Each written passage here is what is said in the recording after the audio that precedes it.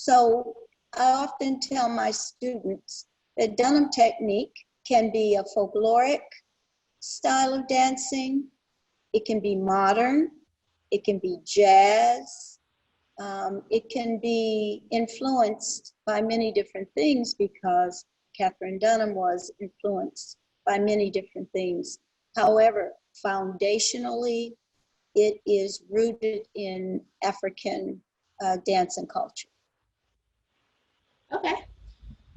What was it like training with Catherine Dunham and being mentored by her? And what was your first introductory experience to Dunham? Well, I was introduced actually to Catherine Dunham when I was about 13 or 14 years old. She had come to the city of Detroit to help celebrate Clifford Fears, who had come back from Europe to establish a Dunham school in Detroit. And we didn't really talk. She was still walking then. She was not in a wheelchair. But as we were going into the restaurant called the Mauna Loa, where there was a scheduled performance, our eyes met and kind of lingered for about 3 seconds. And I felt the power of her even then. And then many years later, after having had several Dunham teachers, I went to St. Louis for the annual Dunham seminar. And wow, what an experience with her. We had technique classes that were, I'm just going to say, grueling. And she did amazing lectures. How so? Tell us how grueling it was. Well, you know, my generation, we believed in hard work, and then hard work, and then even harder work. So it was not just in the tradition of Dunham technique to work very with great rigor, but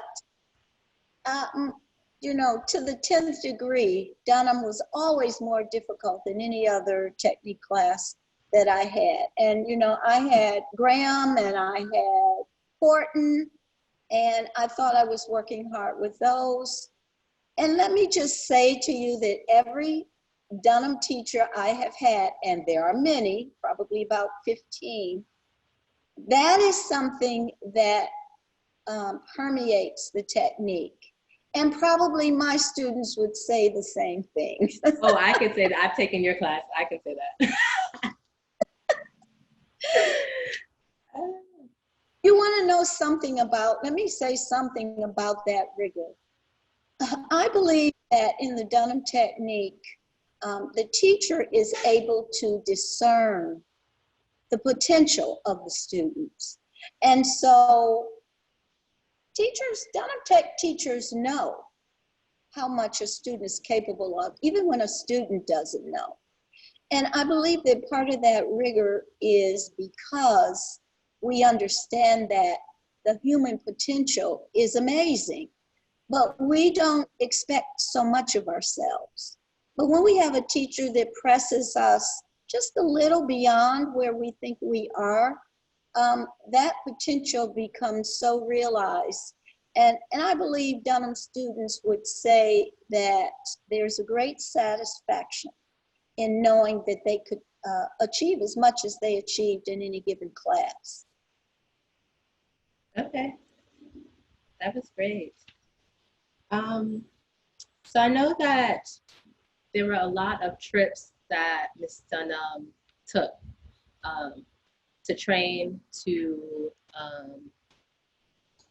hold classes and workshops, to perform. Were you a part of any of those trips? Or like, I know she studied a lot in Haiti. There are also influences in Brazil, in Cuba. Yes, I'm not old enough to have been around when she was doing most of her research. However, I was invited in 1991 to go to Haiti with her, where there was a huge cultural celebration of Dunham arts, in particular dance. And I accompanied Miss Dunham there.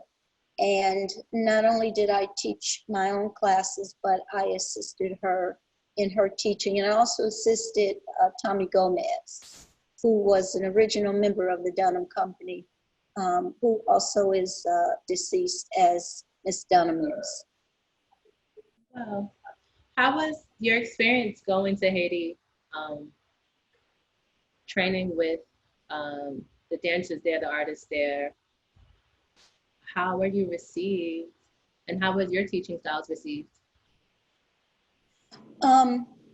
This wasn't my first trip to Haiti, but of course it was my most memorable because I was there with Miss Dunham. When I had traveled there previous to that, she was in Haiti, but she was not teaching at the time.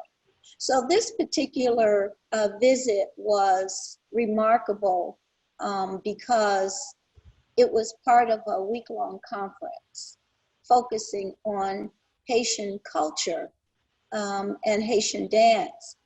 And it's surprising that although Catherine Dunham is African American, she is very well known in Haiti for the work she's done to forward the culture, forward the technique, and also to stand, you know, as an activist.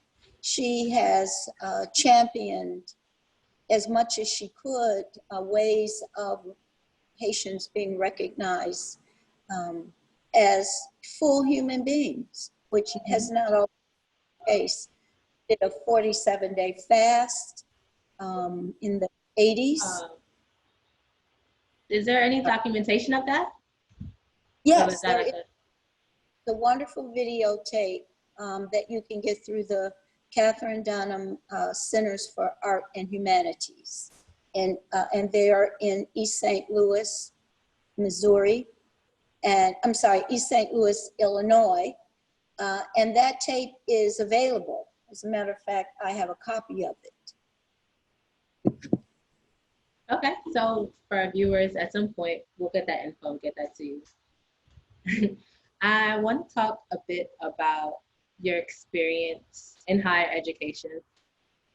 I know that you served on as a dance chair at Marygrove College in Michigan. And I just want to talk about your experience navigating that space. I know a lot of time in higher education, Afro-diasporic dances aren't really introduced or explored. So can you tell us a bit about what that experience was?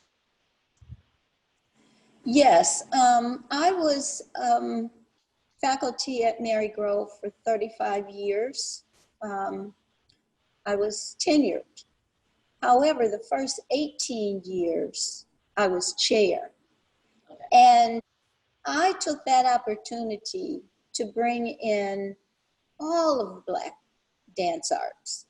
And because I was trained in Dunham Technique, I asked Ms. Dunham's permission to make Dunham Technique one of the official dance techniques of Marygrove College in Detroit.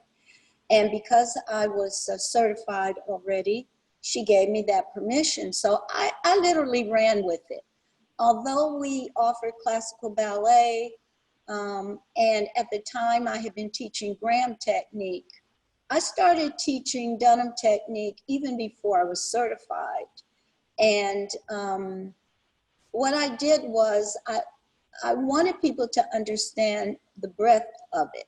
So I taught Dunham technique at the beginning, intermediate, and advanced levels beginning meaning that non-majors could take it. I taught it in the evening school, which meant people who weren't matriculated could take it. I taught it as a jazz technique, and I also taught it as a folkloric technique. So I infused it in as many different ways as I could. And we created a dance education program, and students had the option to do their certification focusing on modern and ballet. And so I taught Dunham Technique as a modern technique. So it was one of 3 techniques that they could use when going through the certification process. So I literally just... It sounds like you just like formed it up and like gave birth to it in that space. Community, and I just wanted as many people as possible to understand the value. Because like many techniques, we know that it's the mind-body connection. But because Dunham is mind, body, spirit, it takes dance to another level. It is very balanced. It's a healing technique.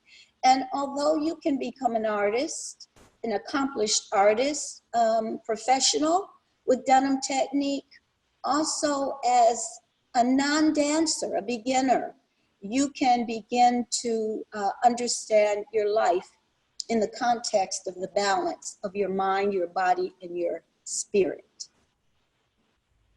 So you talk about the strengths and the impacts of this technique in our bodies and how it lives in our bodies. What would you say is some benefits of studying this technique?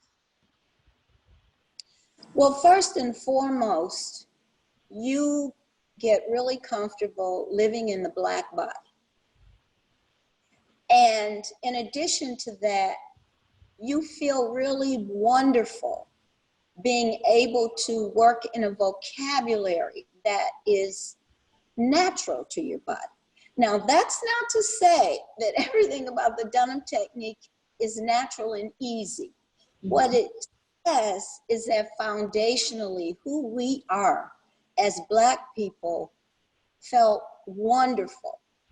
And it feels wonderful every single time you dance. You're dancing to the drums. You're hearing those rhythms that are so much a part of our culture.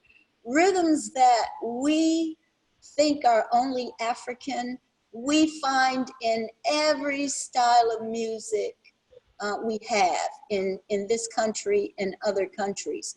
So you have the infusion of the music that feels right, that supports the movement. You have movement that works for the Black body. And then you dance about themes that are important to our people. Dunham is not just for entertaining ourselves or for getting in shape, although it does those things beautifully. We bring into the classroom what's happening out on the streets. And it's a very crucial point to make, to say that as artists, as Dunham Technique artists, we don't feel that our art is separate from our dancing, that our art is separate from our lives as regular human beings. In fact, it's quite the opposite. Catherine Dunham was quite an activist, and she was always encouraging us to bring in what we're living in our neighborhoods, and what we have in common with neighborhoods across the country, and then what we have in common with neighborhoods across the globe. And while the focus was always primarily in the African diaspora, it's very true that we connect to human beings all over the world. In 2018, I taught in Israel, and I went to teach in Dimona, where we find Black Jews, but soon word got out, and in a 3-week period, I was teaching all over Israel, and many of the students were not Black at all. But on a human level, this technique touches people. And I'm going to go so far as to say that I know it enhances lives, because it makes you go deep philosophically into who you are. And you begin to love yourself, number one, if you haven't been in the past. You begin to love your people, but then you begin to understand how the philosophy behind the technique improves us and puts us in a place where we can accept other people. Do you see, well, that was beautiful. Thank you for sharing all of that. I'm super grateful. Do you see any relation in the philosophies of Dunham and how that can empower us, or how that, will you see those things manifesting in our current events in any way? Absolutely. As a matter of fact, I think she was one of the pioneers of using dance and other arts to empower us. For example, part of the philosophy of the Dunham technique, because Catherine Dunham was an anthropologist, she developed a philosophy and some theoretical material, some theoretical questions that she spent a lifetime exploring. And one that's very important is self-examination. And self-examination gives you an opportunity to learn how to self-critique in a positive way.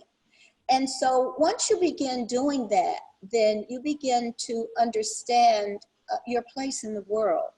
And you begin to understand that you have a voice like no other. And that manifests in the classroom, where you're learning to be physically strong, and you're learning to actually realize your best potential as a dancer, and you're beginning to dance with your own voice. Yes, there's a technique, yes, there's a discipline to it, but students are encouraged to have their own voice. So just by self-examination, for example, you are able to empower yourself. And then, of course, there are dances that empower us. There are dances of strength and dances that some might consider war dances. But I tell my students, war is not always against other human beings. Sometimes it's against principalities. Sometimes it's against the negative things that you have in your own head. And sometimes it's against the power structure. And so when you can work those things out in the dance room, you leave the studio a different person than when you went in. There's a gnat that just...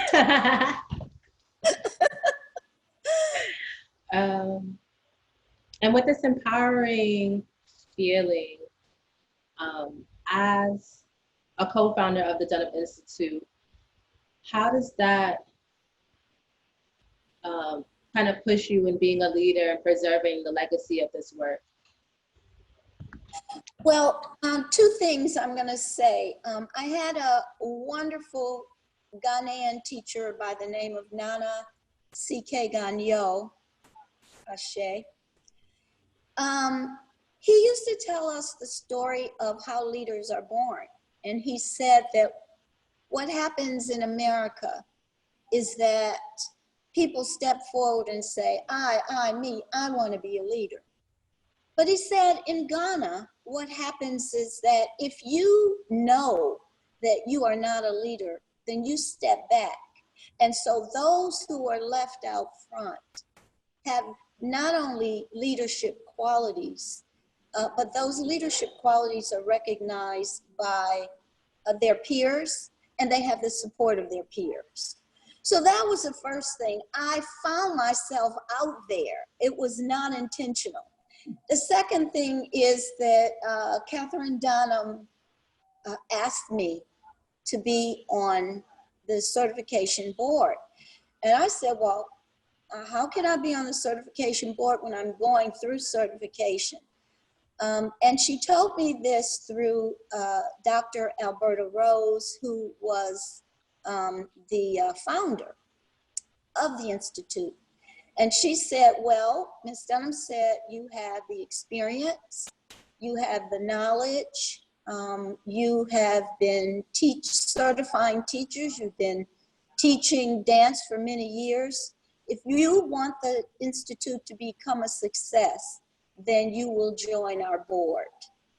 So who could turn down Catherine Dunham? Certainly. Could you do us a favor, Penny, and lower your computer volume a few notches? I think that eliminates some echoes. I have to ask Patricia to do that because I don't know how this works. Patricia, could you come in here a moment, please? I hope our viewers are still with us. They are, and they are loving all of the gems that you are leaving us with. My Cumbe family, I just a quick shout out to Jimena. She said, lower the volume. On Just a few notches on the computer. Okay, hold on. Of course, I could talk lower. Would that do the same? No, it's just the sound. Uh-oh, hold on, y'all. We got Katie giving you a shout out. Hey, Katie. Hey. I hope you're doing those flat backs. You got a flat back, Katie. Is that better? Yes, it should be. Okay. Wow, that was a lot. I do want to just touch on the Institute right now. Oh, she can see you there. Go ahead, Penny. You can see me. Let's keep Yes. going. Okay. Really quickly, I want to talk about the Institute right now and what has your transition been since we are online right now. I'm not sure if you're teaching. You can let me know about your experience right now and what your students are saying about online learning. Well, as you know, it was a complete shock to us that we were going to have to begin to offer classes on Zoom. And we went into it finding our way. You know, we're not going to lie about it. We hadn't done it before. But our students, as they are today, very patient with us getting our technology in place. And it has been an absolutely wonderful experience. We've had students from all over the world join and all over the US. And many of our Cumbe students have been in on the Zooms. So the Institute for Dunham Technique Certification offers classes on Tuesday evenings for more advanced people and on Saturday afternoons for beginners or non-dancers. And of course, depending on where you are in the country or the world, the time varies. So if someone wants to go on Institute for Dunham Technique Certification, they can find out when those classes are happening. And it's through Evite. They can register for those classes. And by the way, I also want to let you know that I am broadcasting to you from Fitness Dance Culture. And that's the studio of Patty Dukes here in Detroit. And Patty Dukes is also in process of becoming a certified teacher of the Dunham Technique. Can't wait to see you, Patty. Dancer and an amazing teacher. With all of the, I want to say, revelations or the want or need to connect to Afro-diasporic dances and teachings, are you finding more people interested in Dunham, and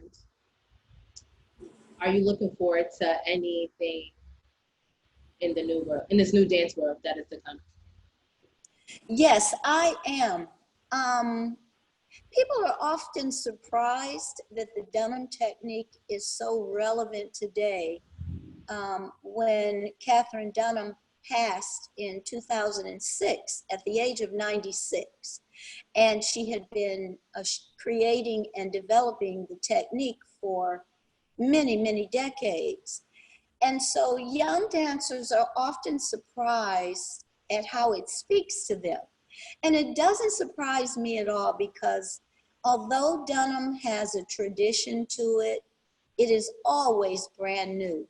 It always speaks to, as I said before, what is happening in the culture. I once asked Miss Dunham where she would like to see her technique in 10 years, 20 years, 50 years, 100 years.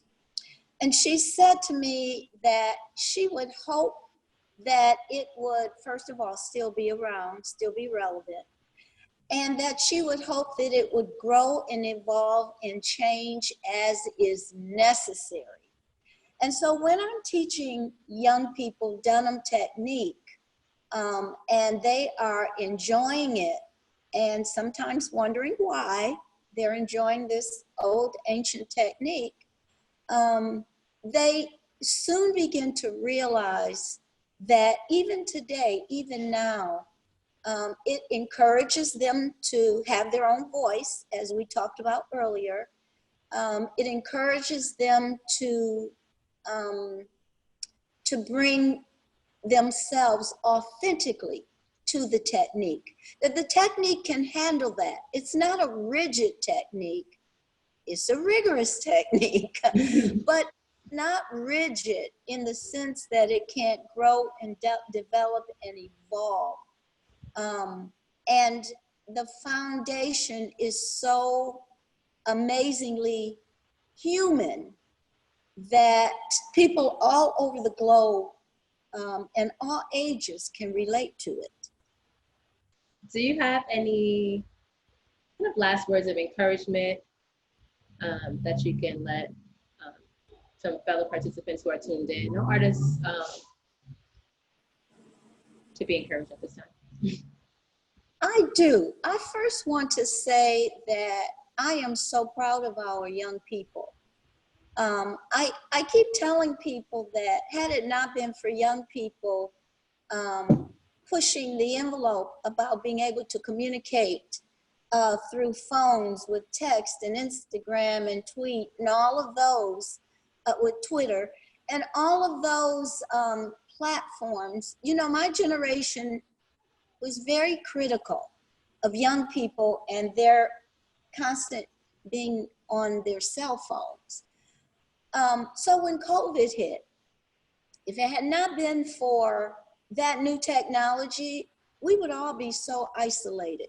So I want to just say that it's important for us elders to be open-minded and to be willing to accept what the next generation has to offer, because we were there once. And it was very important to me that my elders and those wise ones in my life supported me. And so I wholeheartedly support young people. I feel like this Black Lives Matter is an extension of what we did when we were youth and how we walked out at high school, we demonstrated in college, and it's time now. It's time now for Black people to come into their own into this country, and for the powers that be to let go of some of the power. And what I love about young people is that they've been persistent and they're impatient, because it's time to be impatient. And I love it the way their energy is manifesting in the art and in the culture. I see it in the dance, I see it in the visual arts. I see it just in music, I see it in every aspect of our lives. And I want to also commend people who are not of color for the role they're playing, because they know it's time too. And, you know, some of us are tired. We've been at this a long time fighting this battle for equity. And I want to say that I think words are important. And I don't think that anti-racism or anti-Black is the same thing as Black equity. Okay. And we want equity, we demand equity. And I'm out there with the young people. They have re-energized me. And we're going for broke this time. Yes. Mhm. And I encourage them to continue to write, to continue to sing, to continue to dance, and to continue to protest. Okay, end of lecture. Well, that brings us to our time. I want to thank everyone for tuning in with us. I want to thank you so much, Madam Penny, for getting yourself together for this call and for sharing so much of your brilliance and knowledge and heartfelt sentiments with us. All right. Thank you, Miss Penny. Thank you all for joining. And we'll see you next. Sorry, these conversations will be happening on the 2nd and 4th Monday. So our next conversation will be on Monday, August 24th with Malik Milan. All right. Have a great day, Madam Penny. Thank you all. Thank you. Bye, my wonderful, beautiful people. Take care.